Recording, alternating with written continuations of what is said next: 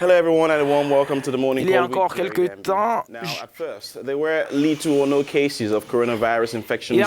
l'Afrique enregistrait très peu de cas de coronavirus, une réalité qui a beaucoup surpris parce qu'elle semblait montrer que le continent est à mesure d'éviter la maladie. Mais ce n'est peut-être plus le cas à présent.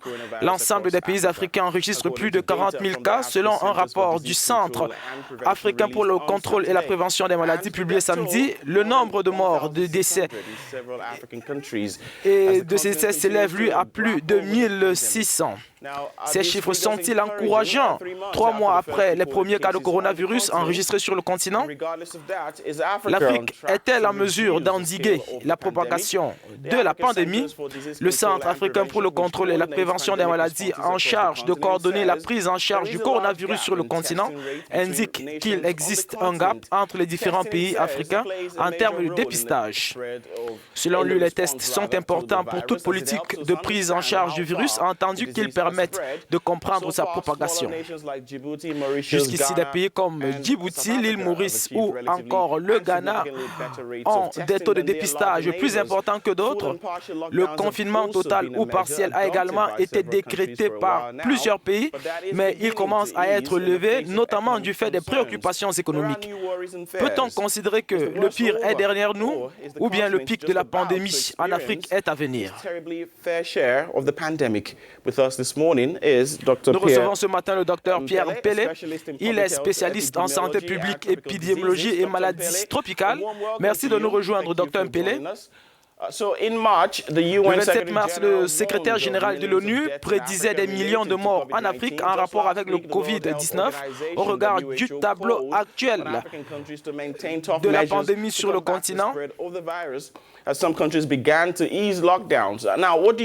regard donc du tableau actuel de la pandémie sur le continent, peut-on dire qu'il y a péril en la demeure ou au contraire, l'Afrique est en train de déjouer son pronostic? J'ai l'impression que nous sommes au début, que l'épidémie avance doucement mais sûrement. Mais j'espère, en tout cas nous espérons tous que nous n'aurons pas une infection, une épidémie massive comme en Chine ou en Europe ou aux États-Unis d'Amérique, parce que au vu de nos systèmes de santé qui sont déjà très fragilisés, de nos économies, nous allons payer un très lourd tribut. Et donc, je pense personnellement que nous sommes au début, que nous allons connaître un grand nombre de malades, mais il y a des facteurs qui feront que nous aurons probablement beaucoup de malades, mais peut-être très peu de décès. Mais alors même là encore, il faut tenir compte des comorbidités comme le paludisme, comme l'infection à VIH. Nous avons quand même 25 millions de personnes vivant avec le VIH en Afrique et pour certains qui n'ont plus de médicaments ou des examens pour le suivi de leur pathologie, de diabète, de l'hypertension, et toutes ces maladies sont des comorbidités qui pourraient faire en sorte que nous ayons une mortalité plus importante. Nous constatons aussi que c'est dans la tranche d'âge adulte que nous avons un grand nombre de malades parce que simplement nous n'avons pas beaucoup de gens, une population de plus de 80 ans du fait de notre démographie.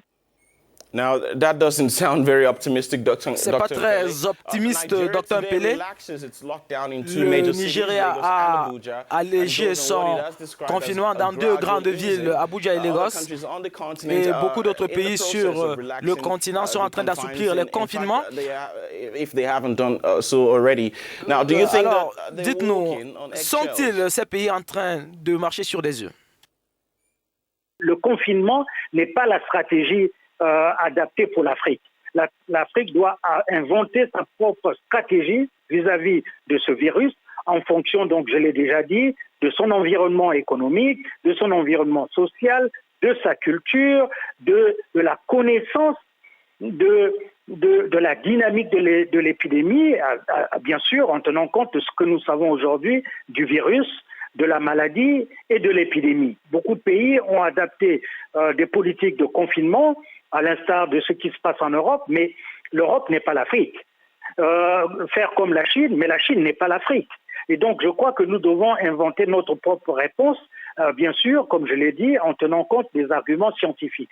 Mais regardez que, par exemple, un pays comme le Bénin a pris une stratégie qui est tout à fait appropriée à sa situation. Ils ont adopté la stratégie du cordon sanitaire, qui veut dire que nous allons fermer les villes où il y a des cas de Covid-19 et personne ne peut rentrer, personne ne peut sortir et surveiller la dynamique de l'épidémie dans ces zones-là. Et je crois, et aussi demander à chaque personne de porter un masque. And it is interesting that you say that, mentioning the example C'est très intéressant ce que vous dites en soulignant l'exemple du Bénin et en disant comment est-ce que c'est effectif de mettre sur pied le confinement sur le continent. Prenons le cas de Madagascar. Le pays a présenté un remède contre le coronavirus, le Covid Organix. Alors, des pays sur le continent l'ont adopté. L'Afrique a-t-elle trouvé enfin son traitement miracle?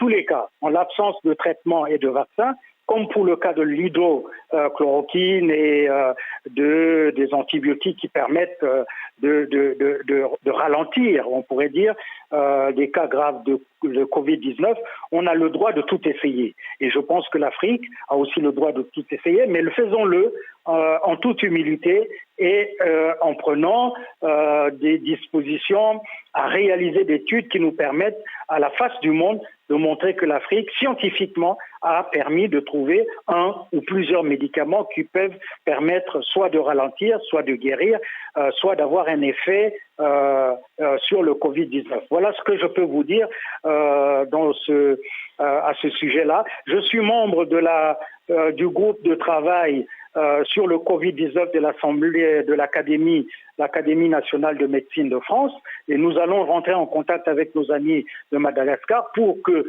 au niveau scientifique, à l'Institut malgache qui travaille sur ce produit-là, de comprendre et d'analyser ensemble les résultats qu'ils ont obtenus pour que nous puissions soit soutenir, soit leur dire attention, il y a peut-être des améliorations à faire. Et donc voilà ma modeste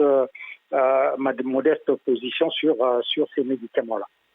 And how pleasing this must be to hear for the many proponents who say that it is de bonnes not just perspectives sans doute pour tous ceux qui estiment que la solution n'est pas de rejeter les initiatives, mais peut-être pour les experts africains de travailler ensemble pour trouver un traitement. Merci beaucoup, Dr Mpele. Je rappelle que vous êtes expert en santé publique, épidémiologie et maladies tropicales. Dr Mpele, vous nous parliez depuis Cotonou.